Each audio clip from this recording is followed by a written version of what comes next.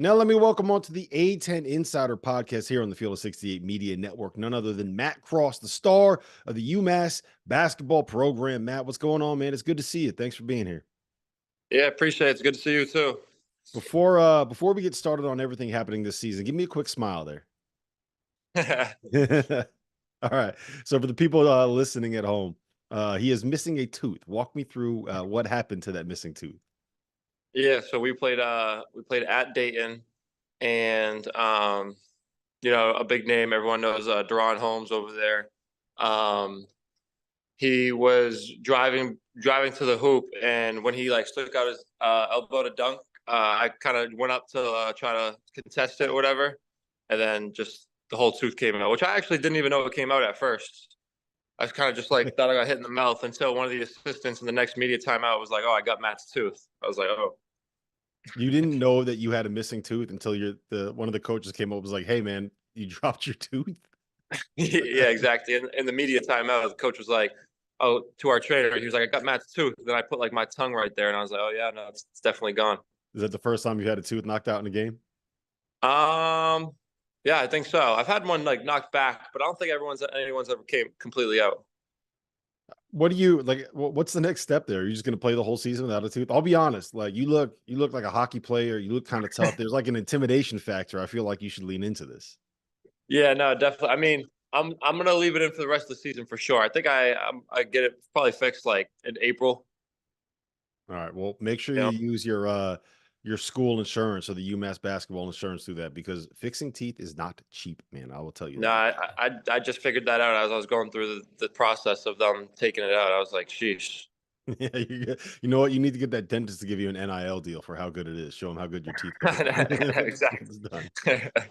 All right, let's talk about the season you're having. It's the best season of your college basketball career. You're averaging 15 points, you're averaging 8 boards, you're averaging more than 3 assists. That 3-point shooting numbers come down to just under 34%, man. We got to get that thing back up. We got to get that right. But you are looking every bit the part of the guy that was the 4-star prospect coming out of high school. What's happened this season? Why is it working so well for you? I think just finally being at a place for more than 1 year, you kind of build a home and you get comfortable for once instead of kind of playing on eggshells all the time. And building a relationship with a coaching staff where you go through a year with them, like Frank, and you kind of build trust. You go through a year with them through the goods and the bads, and you stay. You kind of build trust with the coach, and same way for the rest of the staff, assistants and stuff. So I think it's just um, you know building a relationship with the coaches, finding a home, getting settled down, and then just finally comfortable enough to kind of play my game, I guess. And then, the coaches recruited a great recruiting class this year. Everyone going into the season was like, oh, they're really young. Like, who knows how they're going to do? But, Frank's about recruiting guys. He doesn't care young or old that are going to buy into what he's doing and his type of guys and guys that like he wants. So, and I think he did that. And it just shows this year with this team between even our losses, it's coming down to one or two baskets every time. Yeah, it's I don't think people are going to be surprised when I say that you've had a little bit of a nomadic basketball career. And we'll talk about that here in a little bit, but I think it would have again probably been kind of easy for you if you had made the decision to leave. I don't think anyone would have batted an eye at it, right? I think you guys struggled down the stretch, got smacked in the A-10 tournament. A bunch of guys that were on the team last year transfer. All of a sudden, all these new faces coming in, like that. That's the situation where a lot of guys would have looked at it and said, "Okay, I averaged 12 a game last year. Maybe I can go out and find a high major or something like that, or a bigger program, an ACC school, Big East school." And you didn't. You stuck it out. And is that just because of that relationship that you built? What went into that decision making process? Yeah, no, that's exactly. I think what went into it is just the relationship I've built with Frank and the coaching staff. It's not easy to find. It's not really a player or coach's fault. It's just personality thing. Not every Mhm. like you might think you like a place or a guy on the recruiting pitch and the visit, but your personalities might not go together. Whether like nothing bad can happen, you just might be like, I don't know, I just like can't. The way he coaches, I can't like figure it out, whatever. And I just think Frank is like the perfect fit for me. I think that the relationship I built with him, even before this, when I was in high school. He recruited me out of when he was at South Carolina, and I took an official visit there. And kind of the relationship he has with a guy who kind of like has helped me throughout all this process is Leo Papio, who I played high school Mhm. basketball with, and the relationship that him and Frank had. Me and Leo were like this, and when Leo talks highly of someone and says like he's your type of guy, like I take that like serious. So I think me and Frank have the relationship we built, and then obviously just the I think our personalities just go together. And can you elaborate on that a little bit? Because I think from the outside, and I've said this a lot, and I told this to you before we hit record, I think there are a lot of people that will look at Frank Martin and know what his reputation is and see him on the sidelines and see this big, intense dude and say, like, there's no way a player could have a good relationship with that guy. And obviously, you have a great relationship with him. If you talk to guys that played for him at Kansas State or that played for him at South Carolina or played for him even back to the Northeastern days, they all have great relationships with him. Can you just why is that and who is he as a person and not just a coach? Yeah, no, I think the best thing about him is that him on the court and off the court are completely different people, and that's kind of similar to how I am. Like on the court, everything you see is just because of how competitive he is, how much he wants to win. That's the same how I am on the court. Like people want to say like, oh, like he yells a lot, this and that, or even me, like, Dan, you're so hard on yourself in the game, like you like or aggressive, whatever it is. Like you would think a lot of people think like that's probably how like or portray a personality on them off the court and what they think they are based on that. And it's like Frank, just like me, is like the opposite. Like off the court, he's goofy, he's laughing with us, he tells stories. I mean, you can go. I've been at 3 schools now in college, and I haven't seen a this might be the first time I've ever seen an open door policy for the head coach of the office. Like Mhm. that thing's wide open. He actually like pushes people to come in. Like he wants to talk like not even necessarily about basketball, just to like talk about life or whatever it is. And he's good with getting to know families and like keeping that whole relationship too, not just professional as it's seen a lot nowadays in the college basketball world. It's more professional relationships than it is like personal. Mhm.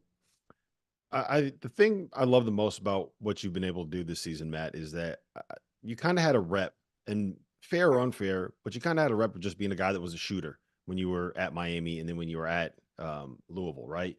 And now you're coming Hmm. out this year, you just set the school record for steals in a game. You're playing without a tooth because, like, why not play without a tooth, right? You're averaging 3 assists a game, and you're having frankly, one of the poor 3-point shooting seasons of your career. You've shown that you are not just the guy to stand in the corner and space the floor and fire them up to let somebody else make a play. So, is this was that something that you thought would be possible when you committed? Like, is that part of why you said, you know what, I'm going to stay because this is where I can flourish? Yeah, definitely. That was a big reason. That was a big reason why I came to UMass in general, just because I haven't been able to do it since high school, and everybody says that, and like, oh, I used to be able to do this in high school, this and that, and it's like can't really use that because it's like we're at a bigger level now, so obviously you're not going to do what you used to in high school, but just being able to not sit in the corner and shoot threes like a lot of coaches saw me as the role that they were bringing in to do.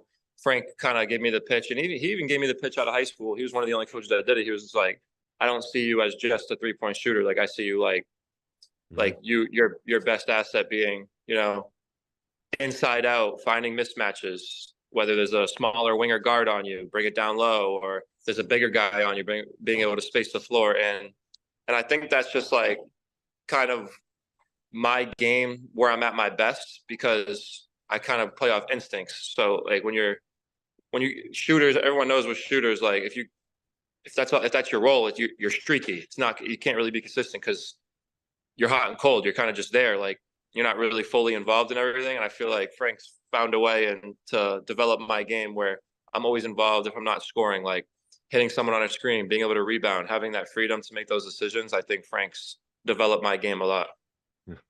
I do like that he's figured out that, hey, you know what? Matt Cross likes to hit people on screens. Maybe we should let him do that. I do want to talk a little bit about your high school career because you mentioned that the last time that you were, and correct me if I'm wrong here, that you were at on the same team for 2 straight years was you won a state title as an eighth grader at St. Mary's, and you came back and took that team to the state finals as a ninth grader. Before we talk about that, you were on the high school team as an eighth grader. Is that that Yeah. happens? So That's a thing? yeah, so St. Mary's was like one of those schools. It was weird, like not really allowed to have them, but like the middle school and the high school was like connected, and Mhm. they allowed like if the coach wanted, like if a middle schooler like if the coach wanted him or thought he was good enough, whatever, they allowed you to be in middle school and play on the high school team. And so you did. Were you good when you were like, were you scoring points starting? Yeah, I started. I wouldn't say I was our main scorer, but like yeah, no, I started. Started as an eighth grader on a high school state title team. That's pretty impressive. So talk me through your journey. You're at St. Mary's. You make it to back state finals. You are just finishing your freshman season, and that's kind of when the nomadic existence begins. Take me through how you ended up at UMass and kind of that path and that journey. Yeah, so after St. Mary's, because St. Mary's is kind of like it's not a public school, but it's like that public school vibe. It's not like it's decent talent, but it's not amazing. So like Mhm. when I wanted to start playing at a higher level consistently, and because that's that time period when kids are starting to look for like where's somewhere I can go that college coaches go to watch so I can get looks. So that's where the prep school thing came up, and so I went to Cushing Academy first, actually, and after 1 year there, I just like had a great AU season too, and then kind of just like went up from there. A lot of the older guys that I was with at Cushing left, so that's when I just wanted to keep going up and up. So that's when I joined Tony Bergeron at Woodstock Academy, and then I loved Woodstock. I loved Tony. I loved the team. Would have stayed there. Tony ended up moving up a level. He got the assistant coach job at UMass, and I was the only junior on the team. The rest of the team were post grads and seniors. So it was a Mhm. whole new staff, whole new coaches, whole new players coming in. So I'm like, I loved it there, but I'm not going to stay here and play for a coach that I didn't talk to, or a team that I don't know. Like I don't know what's going on here. And they're actually, they're not even they don't even have a prep team anymore. But that's when I was like, all right, like I need to figure out where to go for my last year.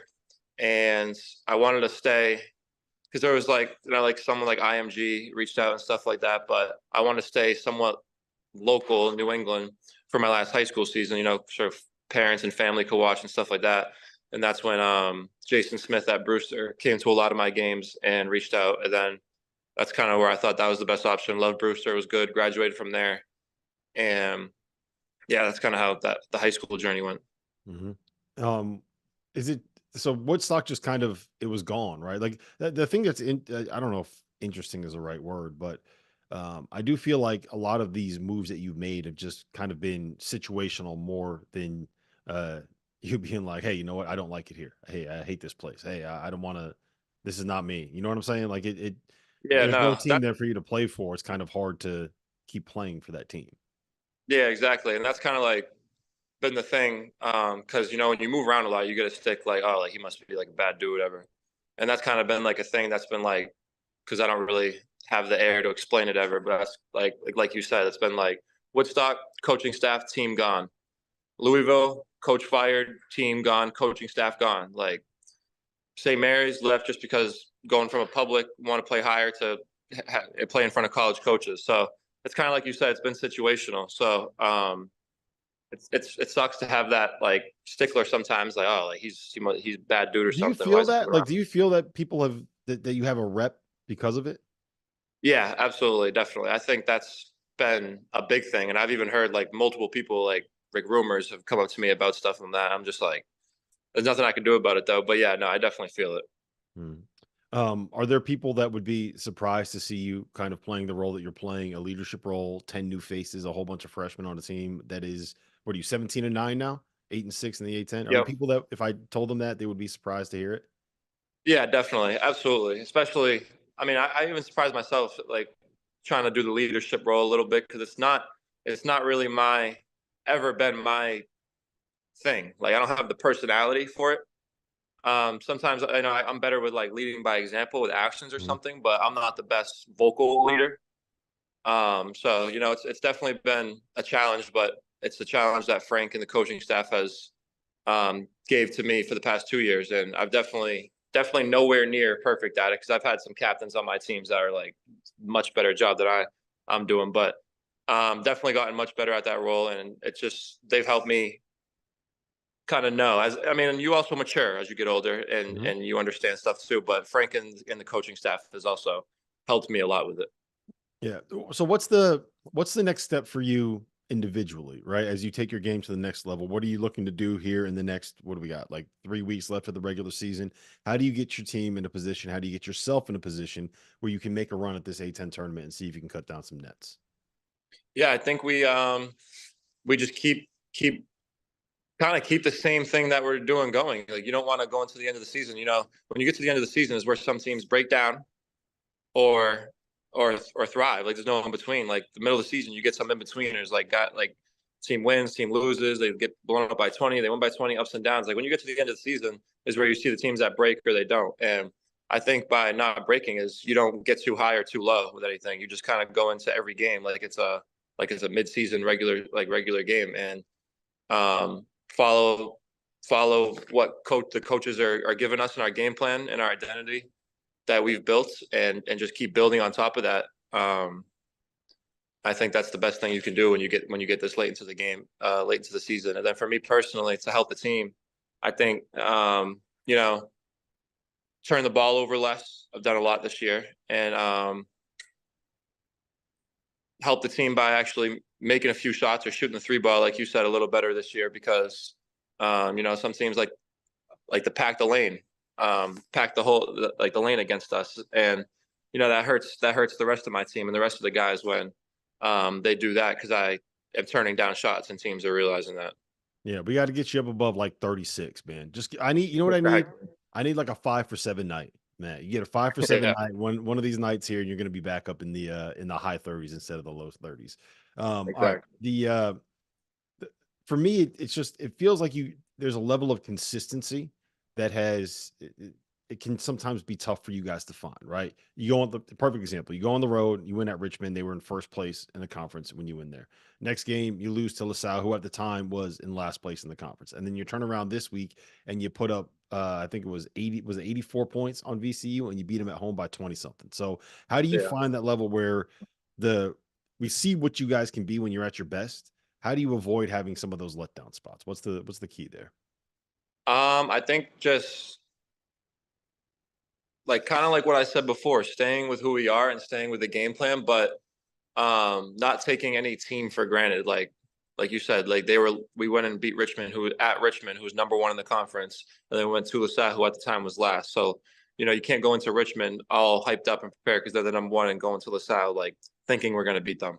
Mhm. And I think not necessarily that we do that, but I think sometimes you could tell, and Frank talks about it sometimes with us too, is the practices leading up. There might like we've actually been really good all season, but like something like that game, like the energy kind of changed. Like you could tell going into LaSalle, the practices were, and even during the game, we did stuff we've never done, including myself. Getting aggravated, showing negative energy when we've been nothing but positive, and we could be down all season and made great runs, and it didn't affect us. And I think that game just, for some reason, we got away from the team and got away from ourselves. Yeah, it's a tough needle to thread because I think on the one hand, you are always competing for something more than just one game, right? Like there's championships Yeah, to be won, but on the other hand, there are times where I think that it's the rings culture that we've developed in the NBA, where if you're not winning titles and it doesn't matter, like it's you also got to celebrate big wins, man. Like you went on the yeah, road, beat exactly. Richmond, number one team in the country. Like you got to be able to enjoy that when you make that happen. All right, last thing I got for you, then I'm going to let you go. The last time that we spoke, you told a story about how you borrowed a team bus on the way to just in high school to kind of help get your teammates to practice, right? Just borrowed the bus. Um, Yeah. give me another tale from the early days of the Matt Cross basketball experience. Another one. Let me think. Hmm. Nothing as good as borrowing the team bus. No, that one's probably up there for sure. But maybe one time when I was playing for Leo, who I was just talking about a minute ago, with BABC, he has a dog that he always brings that's famous for that he never leaves his side. And I didn't even like know what was going on. I thought we were like the last game or whatever. And there's like a team like getting ready to warm up. I think it's for like the tournament in Florida at Walt Disney at the end of the year for the AU season. Every year it's like the big one with all the coaches. I'm like, teams are trying to warm up, and I'm like walking the dog on the court, on the main court, like taking him for a walk because Leo told me to or whatever, and the dog took a number 2 on the court, and I just while the teams are warming up, so I just kind of like am walking the dog off, pretending I didn't see it or whatever, and the people are like getting ready to play the game, like what is going on right now? You let the dog poop on the court. Oh man. That was I don't know if you saw, I think that happened the year that you were at Louisville at the end of the season. Now that I think about it, they had one of the dogs out there doing some like catch and frisbee thing at one of the timeouts, and the dog ended up taking a dump on the court as well. So wherever you go, dogs poop on the court, man. It's Matt, Exactly. it's, Matt, it's been great to catch up. Do not get that tooth fixed until the end of the season, and make sure whenever you go up, you know, you have the jump ball, shooting free throws, make sure to smile, scare them a little bit, use it to your advantage. Exactly. You got the whole hockey Appreciate player it. vibe with the shag and the goatee, so make sure you work it out, man. Matt, You're appreciate you playing it being here. out. A10 Insider Podcast.